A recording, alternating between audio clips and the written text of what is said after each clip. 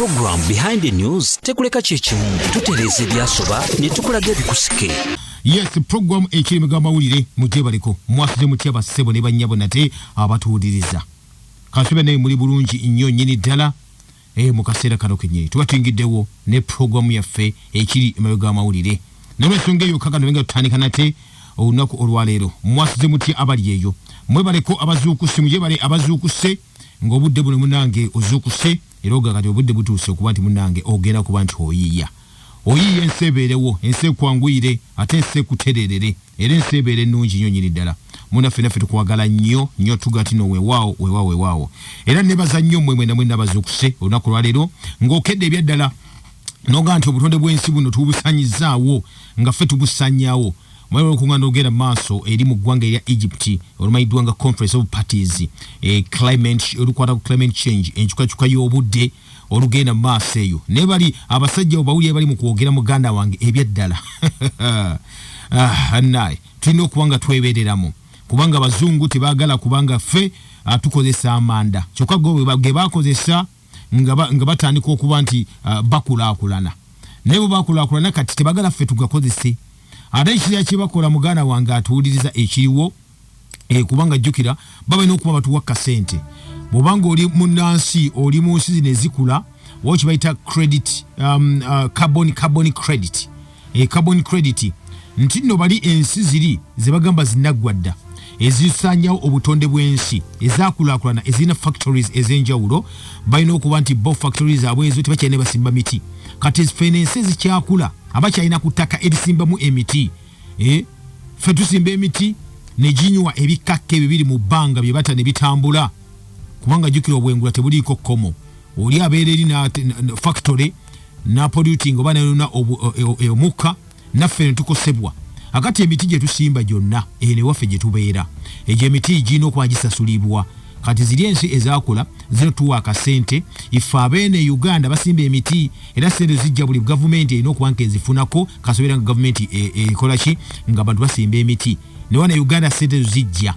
eza carbon credit nti kati g'omuntu kasosimba omuti sigino egyakaituuzi ne payini ejjamu gye musimba nedda tuga emiti gigi nyini egikola ki egivaako oxygen amala ate eginywa ebikaka bire imala nga muvule nga misizi bwe gityo bw'obanga olina ekibira bwe kityo oli entitled okkirizibwa munange okuba nti ogenda n'omubanja gavumenti sente mu gavumenti bazifuna era bazireeta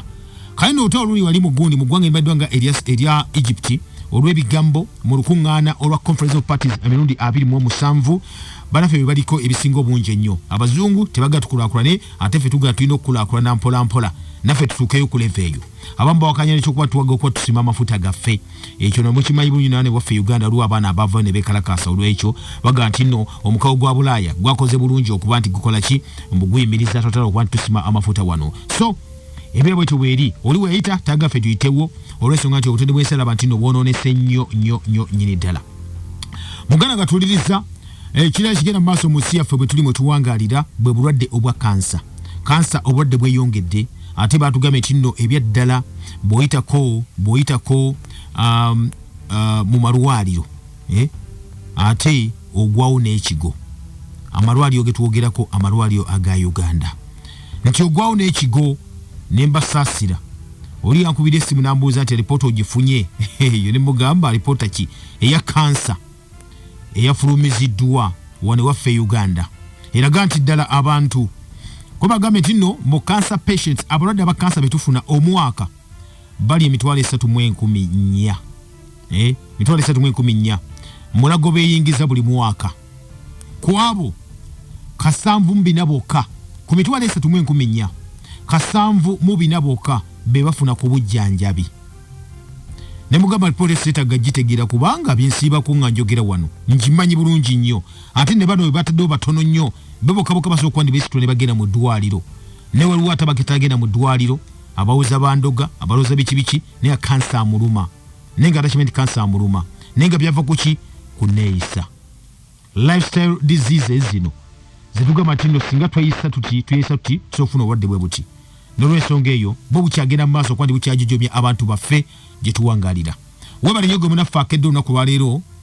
nga olowooza mu birowoozo byo oli mulimi nenga temulimu kugula ddagala ligenda kuba nti litta abantu n'okwokwasa obulwadde bwa kansa mu maaso eyo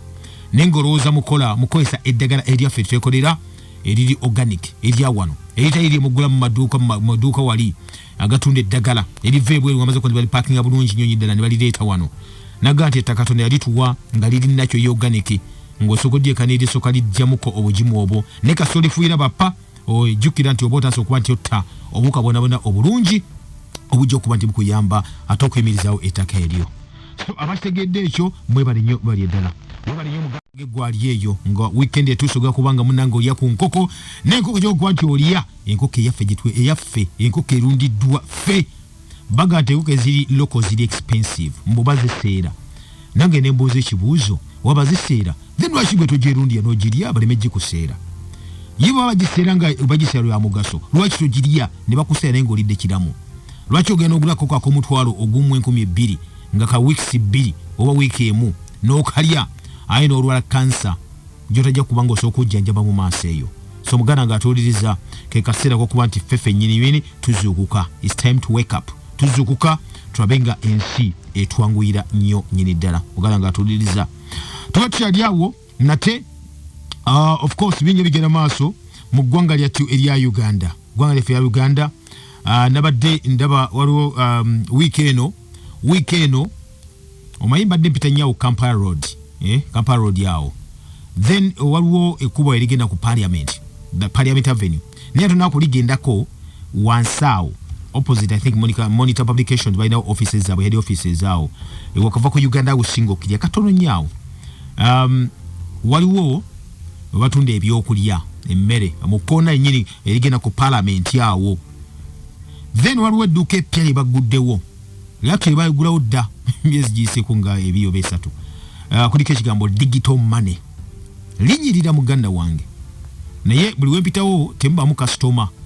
bo bali awo bateeze balinda bakasoma oyinza okuyita waliwo mu babiri ne bajja ne bayitawo naye digital money omukwanga teyokuba nti abyagala nnyo James Namuŋŋoona eyo agamba tuyingire this is the future because bikyadde mugamba nti okay digital money najyogerako wano zifita cryptocurrency wano waffe bitcoin OneCoin bwe bityo naga nti nno ne wano nabaplenga n'eddoboozi nga bagamba Uganda teyina busobozi ate n'ensi zisinga obungi tebalina busobozi busobola kuba nti bazirondoola ssente ezo so bajja kubba oddeyo ku zero ogwire ddala sina kindi wejje mu budde bw'ensi eno nabwana example nyingi nnyo ez'abantu minywanyi gyange bambe babba nga mbalabudde baganye mwalimu ba lecturers ab'e Makerere University bali mu gundi awo fema sitya bogerako mbagamba omukwano gwe omulala ye yafa yali brother mukajanga nenda mulabula then n'abantu bangi nnyo waliwo aba SFC ejeri kuma president baiti byo baba banyaga bitcoin ne OneCoin lwaki kati andu banyi babiyingira era mu Uganda babiyingira kubanga Uganda simanyi twagwamu ekirwadde ekyokwagala kibaita quick money kano kafuna oyagala sente tolina kyokoze otudde waka nogenda ne bagati ndo osokuwangula kadde k'ensimbi mu dakiika 3 koyoko twagala ezo sente abantu abasinga obungi dada bana banafu olina akweza message ng'otudde waka oliwo nti bannaffe kanjoge ku MTN because it's sponsoring programs is ENKOLA during the day is in the wancha ne banywanyi Dero ne Abe naye olina kweza message yakweza message nti bannange there is free data mu data obwerere mu gigabytes singa 5 za bwerere nazikuweereza nakuweereza message mu MTN egabye data wabwerere because nuga matino oba MTN egenda kubanga eweza data yeranga bulungi nyeranga ne because twaga ebintu ebiri free olina agenda nako kubanga ne baganyiga kino nanyiga oje ne bamubira ne sente ezenjawulo so babbe abantu bayitirivu nnyo kuba twaga ebintu nnyo ebikola ki ebizaalirawo investment yo nayo nakkiriza obagana unless temuli bakkiriza naye obongo limukkiriza tosobola kufuna sente unless ng'otuuyanye okujjako ng'okoze emirimu egitakkirizibwa Katonda bw'osobola okufuna sente bwe zityo ezo obbye otemudde n'obba sente n'okola ki n'ekitali ekyo tosobola kufuna free money ekyo teyo kikulimbanga kale bano bagamba abasima bagundi abagundi bano bitcoin smart digital money mbotudde waka kwata ku just computer yo teeka mu wali ofune free money limba y'abantu nga basatu banana bo bayingize nabo bafune free money that rubbish munasonyiwa olw'ekigambo ekyo naye nga eddala sometimes oganonyiga nezivaako kwa kibadde obwekityo naye lwaki tukyogera kino nagamba obuvo n'obuddo obwa digital currency nti bannaffe ba elites abaga ne bakontrolinga ensi eno kwandi bagikwina mu ngalo bati naga nti omuntu alina ssente muzibu nnyo kontrolinga omuntu alina ssente omuntu omugagga aba yerowooleza omuntu alina ekyokulya ewaka tosa mugulirira for example nakalulu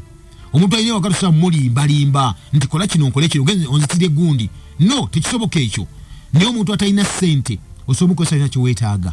omuntu atalina ssente abeera mubi nnyo nga bw'okiwulira kubanga buli kimu ekijja mu maaso gayagala kuba nti akikola omuntu atalina ssente omuntu omwavu naye kati bannaffe bano bakitegeera ekyo bakitegeera nti omuntu osobola okontrolinga bulungi nnyo kabeere bannabyabufuzi tebaagala muntu wagaggawala kuba wanagaggawala tajja kulimba naddanga ebyobufuzi byabitunulira ku byabulimba ayagala gye agambe wompa akalunja kuwa kasola ka mutwalo gumu kati mutwalo gumu ogutunda emyaka 5 ogwoyo akwadde sima ya kasola just like that ningamba nti so byengeri wetyo naye obanga olina mu kasenteko olina gangenda kuwa kasola katala limu osoganedde njagula sola mataala 8 ekyo nokita noma teweetaaga kola decision tota kukola kusalawo nga okuyimiriza ku nguzi gye bakuwadde wabula n'osala ng'oyimiriza ng'okiyimiriza kutegeerako akati muganda wange bana basajja bakizule batyo nti no balina okuba ne bakontrolinga abantu babeere nga sente z'olina zonna nga bakusalirawo kyolina okuba nti okola kiki bakola ne bagaa nti emu ku ebyo bajja kuba nga baleetawo mu nsi wetuwangalira baleta kiyita sente zino zotakwatako sente zotakwatako of course process ebeera mpanvu ebeera mpanvu naye ekintu kyonna just imagine wano kyatuukako wano olwaluka essene bagamba nti just imagine olina ssente ku mobile money olina ssente ku mobile money ku account yo bw'oba ne ssente ezo ne bukeera ku makya ng'olina okuggyako ssente ezo osasulire omwana agenda kukola bibuuzo nga deadline oba bataddeyo ku deadline kalugambe salisale ya lunaku lwa bbalaza olina okusasula ssente ezo ku lunaku olwa Sunday enkeera bakole ebibuuzo nolwa ku Sunday mobile money company oba essimu oba network nezifa nezesiba nga tosobola kusindika wadde okurecevinga ssente ne bwetukola ku olwa bbalaza tezinaddako kitegeeza luuka kyakutte bw'ati akontrolinga ssente zo waliwo azirina wali lwayagadde ozikuwa ajja okuba nti azikuwa amazima gennyini ni bw'ogende wa neighbor oba omugagga yenna alina akasente kkiriza oba gaana ajja kukozesa kyonna kyayagala okukozesa akuwa ssente zayagala oba zoyagala naliko ne mukadde wange bamuyita Kasumba John nambuulirako waliwo omusajja ye ekalungu eyo yatuuka ekiseera nga ye mugagga naye ng'olina ogenda okukola ki okwewola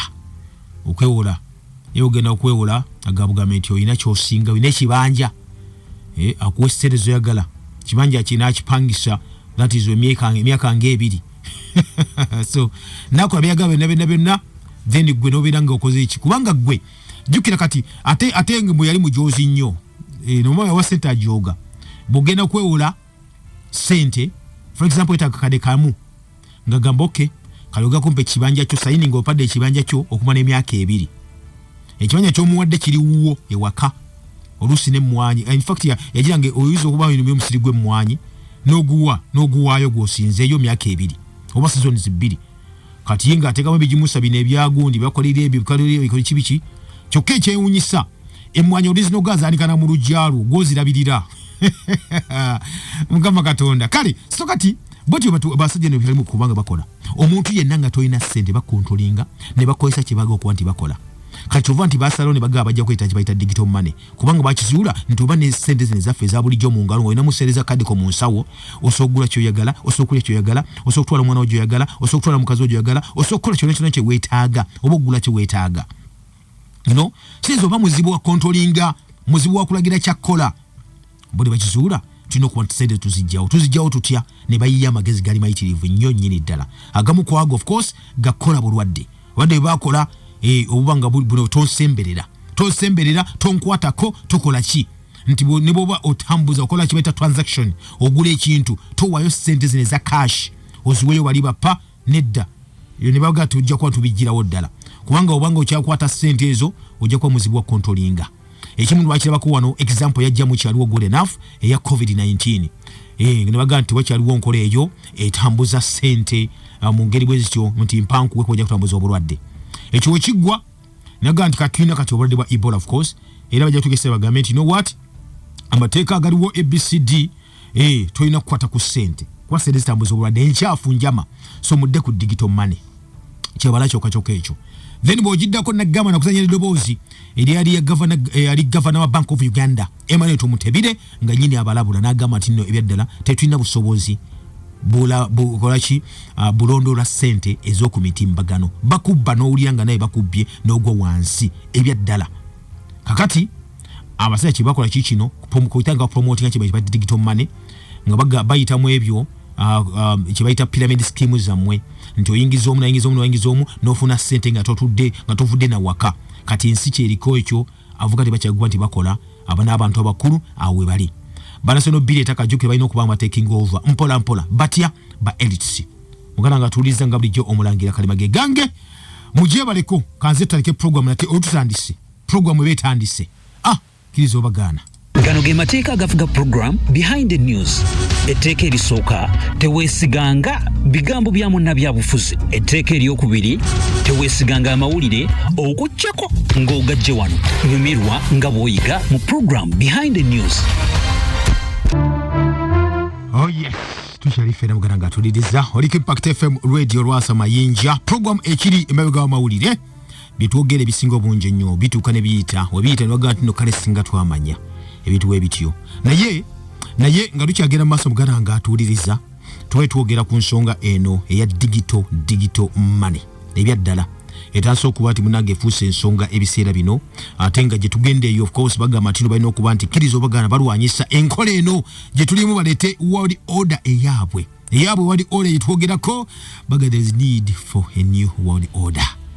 gye bagamba balina okuba bakukontrolinga bakulina bakukute bati nga twena weekyusiza mugana wange akati nno apo ezigenda mu maaso okuba nti zitambula bwe zityo ate zikyajja mujja kulya wano nga bazze bagati nno Kalema tukusponsoringa ebyaddala tekuba ina sente bakola ki ebintu ebityo but anyway kati gwe munaaso ino okubanga ozukuse amaaso nga galaba amatunga gawulira ebyaddala bwona kikola bajja kubba scam zigenda kujja gambe nina obujulizi bungi nnyo abantu bakubira essimu ngamba nti nno Kalema akola kino watubuusa n'okola kino olwa digital kye bayita digital currency engeri babbamu abantu akati mbadde nkyakutegeeza nti abasajja abayiddwa nga ba elites kye baagala kyokka era bagenda maaso okuba bakya promoting ebintu byanjawulo nnyo bakubira essimu ne bakugamba kati wane Uganda kati webantu base ku ngeri eri loko tandikire wansi tebasosola nawe ow'olukumi bagala balutwale nawe alina omutwalo bagaba gutwale owakakadde bakatwale tebasosola naye ekyennaku kiri nti nno obanga oli mu Kampala bakubira essimu ne bagamba jangu tulina tugenda kuliramu nina bizinesi ekola nnyo tiwetaaga ssente nnyingi wetaaga ssente butono nnyo buti n'oyingira bakuyita ne batwala mu hoteri ebbeeyi mwe mutuula balina conference mu hoteri ez'ebbeeyi conferences leeta abantu babiri otanze oteekayo kasenteko gula akawunti naffe gula kino product eno owakola ssente mpitirivu nnyo bwe ziti bambi nawe musajja wattu mukazi wattu because oyagala ssente zez'amangu n'oteekayo akasente ako ekiddako kimanyi kukaaba maziga kudda mu kyalo akati bazza mu kyalo bayitirivu nnyo ate nga bakyazza mu kyalo era abantu bangi nnyo nyini ddala okay lwaki gabina ebintu mugana wange bagwandya kyo kino kinywa okuba ndi nkubuulira eggulire erifulumye that is lunaku lwadde lunaku lwa kwosa eggulo wulira eggulire eyafulumiziddwa baliraze ku CNN business omukutu gwa CNN omanyi sometimes waliwo otogala ti no gundi omukutu ebyo omukutu ki oga CNN and baga nti wamma ogwaga gwakabi bikoze bitya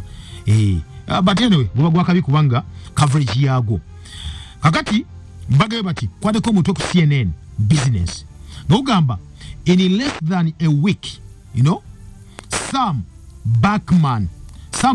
Friday's 16 billion fortune evaporated. Nti just munaku ntinyo nga tena kuwanga tuweza wiki number. Omusajja maidwanga Sam Bankman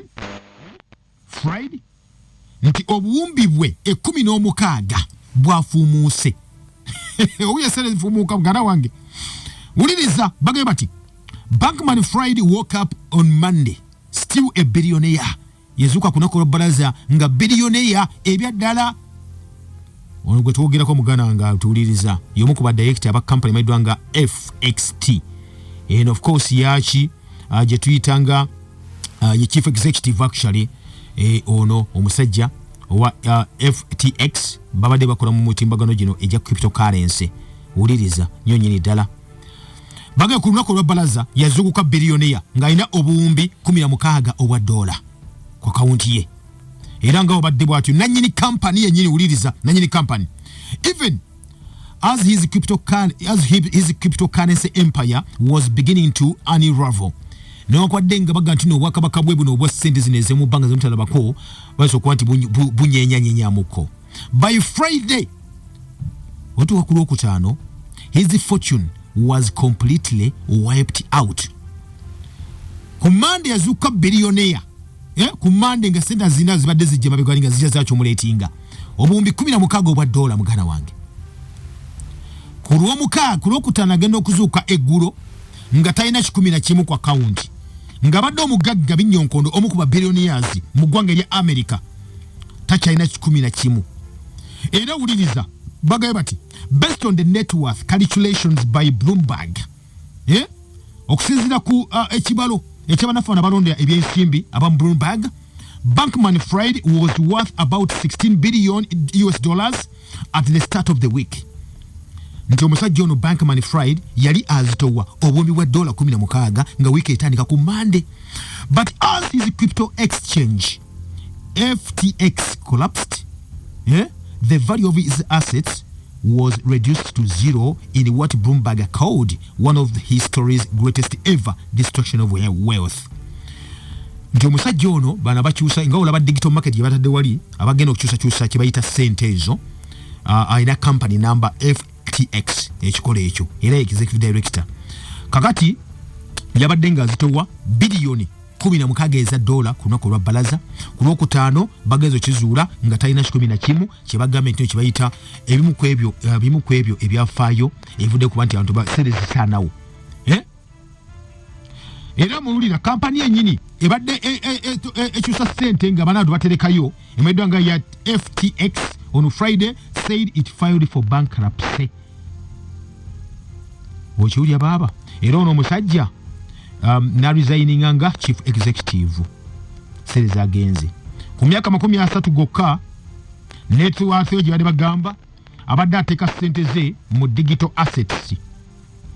Era baganti no just spring away yalina billions 26 ku account ye eza dola. Omusajja oyo mugana we twogerera obudde buno talina 11 yafuuse mwavu lunkupe kanzije anti tulina okukola kiriza obagaana tulange. Program Behind the News tekuleka kyekimu tutereeza ebyasoba ne tukulaga ebikusike. Fegwa mlimu gwaffe tutereeza ebyasoba ne tukulaga nti ebikusike. Wowe kwangu kyali ku mukutu FM radio Lwasa Mayinja ekiri mabega w'amawulire Behind the News. Kati mbadde kubuli omusajja ono eyakedde mugana nga atuuliriza ku makya yadde omusajja billionaire banne bagambye bakolagana mu babadde bakolana ba staff bonna bagambye nti omusajja ono of course nga twogerako amaidwanga Bankman Friday abadde ayina ebitunu 7 ku 10 amu company amaidwanga FTX US business mu ggwanga erya America. Era bagambye no tunya ku index yayo kigambye nti no kati obudde buno of course bagibalanga eri worthless. Wiki wede ku Monday ebadde zimu ku ezo company zikola bulungi ennyonyi ddala. Bagambye no his stake in online brokerage Robinhood, previously valued at $500 million, was removed from Bloomberg's calculations after news reports say that the stake was held through Alameda and many have been used as collateral for loans. Naga tuluvanyuma n'okuba ntino mugana wange atuliriza student company ereko kuba nti egudde sere zabuze zafumuse zonna okuva ku akawunti akati ne Bloomberg yamujja ku list yaayo ne gandi baba genda mu maaso oberenga okola ki kati oli mwavulunkope mugana wange. Simanyi tuli ffenna. On Thursday, the entire staff of FTX Future Fund, which says it has committed $160 million in grants, publicly quit.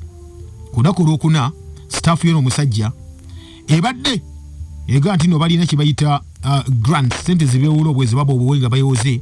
esuka milioni 18 eza dola nga bagayita no Future Fund yano gye bonna balekulidde nga bagamba tebatega kibayita legitimacy ne integrity eya business operations etambula bweti eya Future Fund ne FTX Foundation. So tekiri mu America yokka tekiri wala wonna naye ne mu Uganda mwe ekiri mugana ngatuliriza. Kanyogereko naawe gwe munafaajeyo ojja kubanga oyita ku simu zaffe eza bulijjo mu studio benga tuwayamuko naawe gwe na hali eyo boyina obakaboso bose nikira wano ku noti 7 mukaaga noti nya ana mwenda nya kwamba soma bulungi nnyo tubenga tuwayamu ate ne simu zaffe ojja kuba toyitako tubenga njogerako naawe atuba kinedda ya tubere brief by the covid ni nabuti nnyo obusigadde tuya kuba brief butyo kama katonda kati nesigaleko mugana kubanga ebyeddala twoge bitu bitange byokusaaga ate nga bijene biyita wama noti 7 noti 5 mwenda 8 oba noti 7 mukaaga noti mukaaga 7 noti 2 ezo simu zane eza studio wano akoyita tugera maso mnafo ku bantu okwantu wayamuko naawe ate ne message nyakwa soma ne message za mwe wano trabe insiwe no kwanti etambula onagambia atia wabula kalema ne bwino. Okay, thanks for the show fe kwetuli Salongo Ayavuwade. Okay, bali kwangu uliza Salongo Ayavuwade. Okay. Douglas Mafumu nagamba atya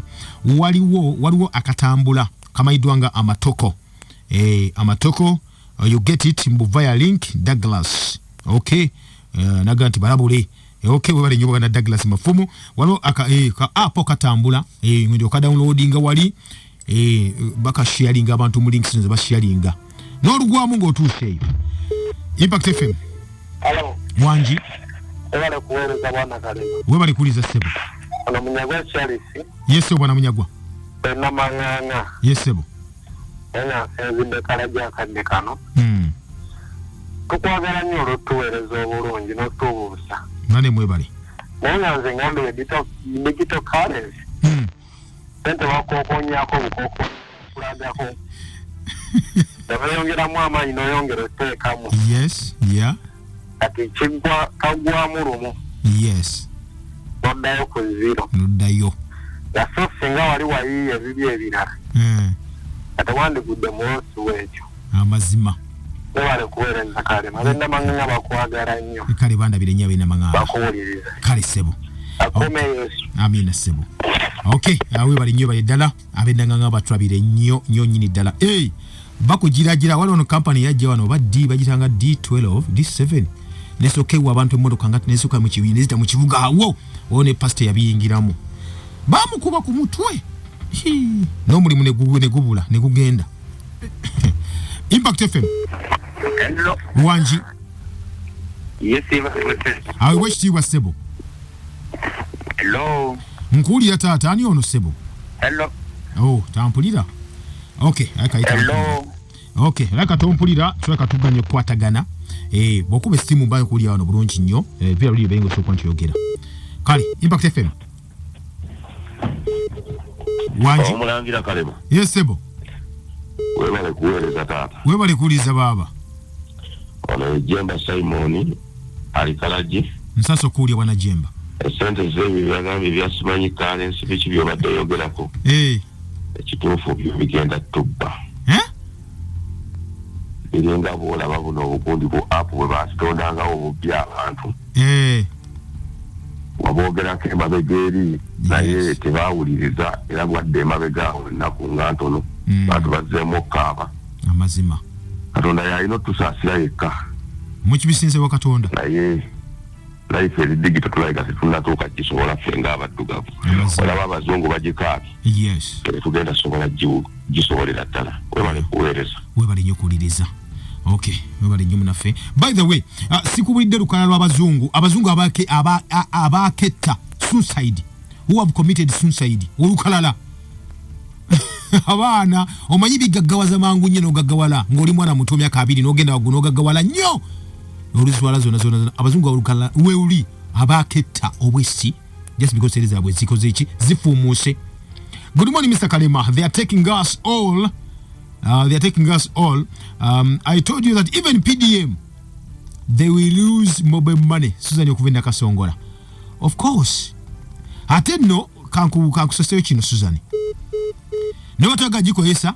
bega kairi watu agajiko sa tujja kukaka, tujja kuwa sente. No mirango jajiko la wabia dango ina jiko yesa, kilizo bagana.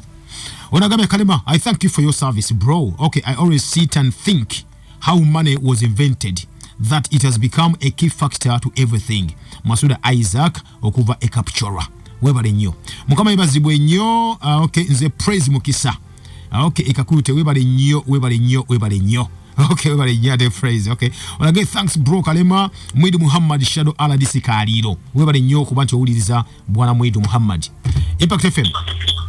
Muwonge sahambe jinkubidde wano Kayunga Bali. Nsaso kuwuliriza bwana Muwonge. Ntoko kwebeza program eyo. Ebyo ebintu ebyo mbiranga dibayita business. Kubanga era naffe